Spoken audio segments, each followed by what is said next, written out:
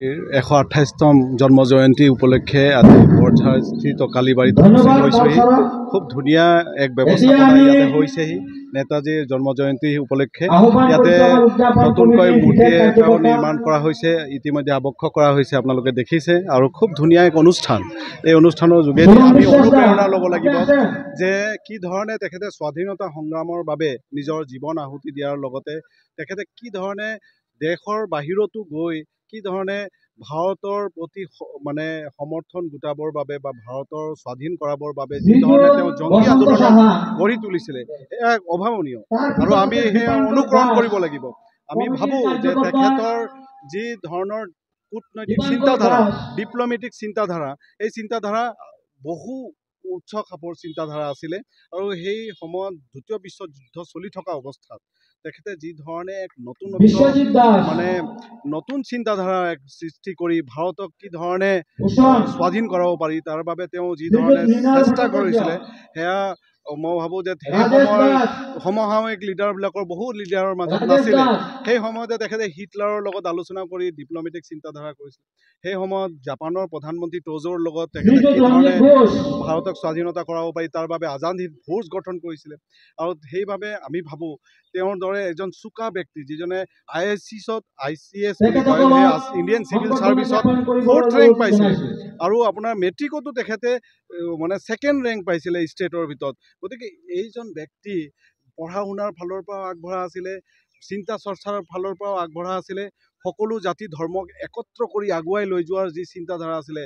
আৰু তেওঁ নৰম চৰম দুয়োটা পন্থাৰ মানে চিন্তাৰে আগুৱাই লৈ গৈ ভাৰতক স্বাধীন কৰাৰ বাবে তেখেতে সদায় যি প্ৰয়াস কৰিছিলে, সেই প্ৰয়াসটোক সদায় আমি কিন্তু তেওঁ সন্মান জনাব লাগিব।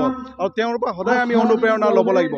তেখেতৰ মৃত্যুৰ বিষয়ে বিভিন্ন বিবাদ আছে, কিন্তু তেখেতে যি ধৰণে জীয়াই থকা কালখিনি যি ধৰণে কাম কৰি গ'ল, সেইখিনি কিন্তু মানে অতুল্য বুলি ক'ব লাগিব, অভাৱনীয় ক'ব লাগিব, আৰু অনুপ্ৰেৰণাৰ স্ৰোত বুলি ক'ব লাগিব। গতিকে আমি এতিয়া সকলো উঠি অহা নৱপ্ৰজন্মক আহ্বান কৰিব বিচাৰোঁ যে নেতাজী যি ধৰণে দেশৰ প্ৰতি তেওঁ সমৰ্পিত আছিলে, আমি সকলোৱে আমাৰ নিজৰ দেশৰ প্ৰতি আমি সমৰ্পিত হ'ব লাগে। দেশপ্ৰেমক আমি অগ্ৰাধিকাৰ দিব লাগে। এই ভাৰত মাতৃক আৰু বেছি আগুৱাই লৈ যোৱাৰ বাবে তেওঁ যি অনুপ্ৰেৰণা যোগাই গ'ল, সেই অনুপ্ৰেৰণাৰ যোগেদি আমি ভাৰত মাতৃক আগুৱাই লৈ যোৱাৰ বাবে আমি চেষ্টা কৰিব লাগে। মই নৱপ্ৰজন্মক আৰু এটা ব্যৱস্থাত মই ক'বলৈ বিচাৰোঁ, আজিকালি মই দেখা পাইছোঁ যে নৱপ্ৰজন্মৰ মাজত কিছুমান ৰাগিয়াল বস্তুৰ যি ব্যৱহাৰ বহুত বেছি বাঢ়ি গৈছে। যেনেকুৱা গুটকা খোৱা, বহুতে নাম কিছুমান আছে, ছিগনেচাৰ, KP, ৰজনীগন্ধা আৰু কিবা কিবি নাম আছে বহুত। এইবোৰ গ্ৰহণ কৰি পেলাই আমাৰ নৱপ্ৰজন্মৰ মাজত এক ধৰণৰ যেন ভাইৰাছে বিয়পি গৈছে, সেনেকুৱা এক পৰিৱেশ মই অনুভৱ কৰিব পাৰিছোঁ। গতিকে ইয়াৰ দ্বাৰা কি হয়, আমি নৱপ্ৰজন্মক বচাব লাগিব, নহ'লে অহা 10 বছৰৰ পাছত ঘৰে ঘৰে কেঞ্চাৰ পেচেণ্ট হ'ব। আৰু আমাৰ মাজত যি এই ধৰণৰ ব্যৱস্থা এতিয়াও বিক্ৰী হৈ আছে, আমি আশা কৰোঁ যে ভৱিষ্যত দিনত এইবোৰ ব্যৱস্থাও যাতে ৰখাব পাৰে, ইয়াৰ বাবেও কিন্তু চৰকাৰে এক ব্যৱস্থা গ্ৰহণ কৰিব লাগে। কাৰণ এয়া আমি বেমাৰ কিনি ঘৰত লৈ যোৱা নিচিনা এক ব্যৱস্থা।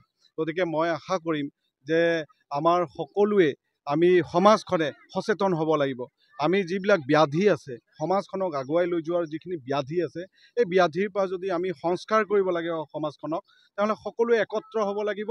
আৰু সকলোৱে মিলি পেলাই আমি নতুন প্ৰজন্মক আমি যাতে এক মানে মানৱ সম্পদ ৰূপে যাতে গঢ়ি তুলিব পাৰোঁ, তাৰ বাবে আমি প্ৰয়াস সদায় ৰাখিব লাগিব। ধন্যবাদ।